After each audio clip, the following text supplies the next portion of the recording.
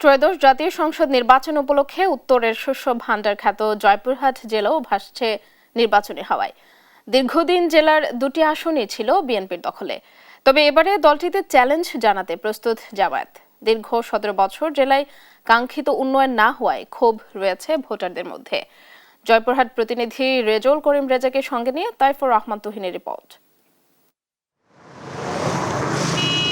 জয়পুরহাট উত্তরাঞ্চলের শস্য ভাণ্ডার হিসেবে পরিচিত জেলাটিতে জাতীয় সংসদের দুটি আসন, জয়পুরহাট সদর ও পাঁচবিবি উপজেলা নিয়ে গঠিত এক আসন। আর জয়পুরহাট 2 আসনে রয়েছে আক্কেলপুর, কালাই ও খেতলাল উপজেলা। 1991 সাল থেকে 2013 সাল পর্যন্ত জয়পুরহাটের আসন দুটি ছিল বিএনপির দখলে। 2014, 18 আর 24-এর পাতানো নির্বাচনের মাধ্যমে আসন দুটি দখলে নেয় আওয়ামী লীগ। এবার আসন দুটিতে প্রতিদ্বন্দ্বিতা হবে বিএনপি ও জামায়াতের। প্রার্থী চূড়ান্ত হওয়ার পর নিজেদের অস্তিত্ব ও আধিপত্য ধরে রাখতে মরিয়া বিএনপি। 40 বছর ধরে অসংখ্য খুশির মিছিলে ছিল আইডিয়ালসে, থাকবে আগামীতেও।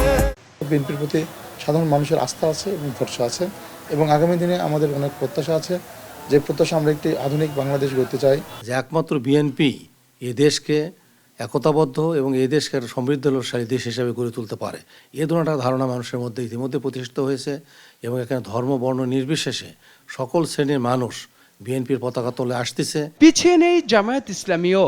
দুটি আসনই সর্বোচ্চ শক্তি নিয়ে তৎপরতা চালাচ্ছে দলটির নেতাকর্মীরা। আমাদেরকে জনগণ আস্থা স্থাপন করছে যে আমরা বাংলাদেশে যে ক্ষমতায় আসি তাহলে একটা দুর্নীতিমুক্ত দেশ গড়তে পারবো। আমার সততা, দক্ষতা এবং বিগত দিনের ত্যাগ কুরবানি নির্যাতনের পরিপ্রেক্ষিতে জনগণ তার ভালোবাসা দিয়ে আমাকে গ্রহণ করছে। এই জনপদে নিয়ম করে ভোট এলেও নেই কোনো টেকসই উন্নয়ন পরিকল্পনা। আছে কৃষি শিল্প কারখানা নিয়ে মানুষের হাহাকার। কৃষি ফসল আবাদ করি, আমরা সার পাই না। এই নির্বাচনে মনে করেন এমন একটা সরকার দরকার যে সরকার যেন কৃষির পাশে থাকে, কৃষকের পাশে থাকে, দেশের জন্য কাজ করবে, দেশকে ভালোবাসবে, হাজার হাজার কোটি টাকা মারে খাবে না। জেলায় মোট ভোটার 8,17,966 জন। এর মধ্যে পুরুষ 4,06,261 জন, নারী 4,11,694 জন, আর তৃতীয় লিঙ্গের ভোটার রয়েছে 10 জন। সরকার আসে, সরকার যায়, কিন্তু এসব খেটে খাওয়া মানুষের ভাগ্যের পরিবর্তন ঘটে না।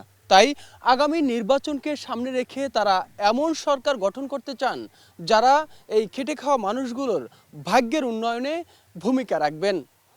তাইফুর রহমান তুহিন, দেশ টিভি, জয়পুরহাট।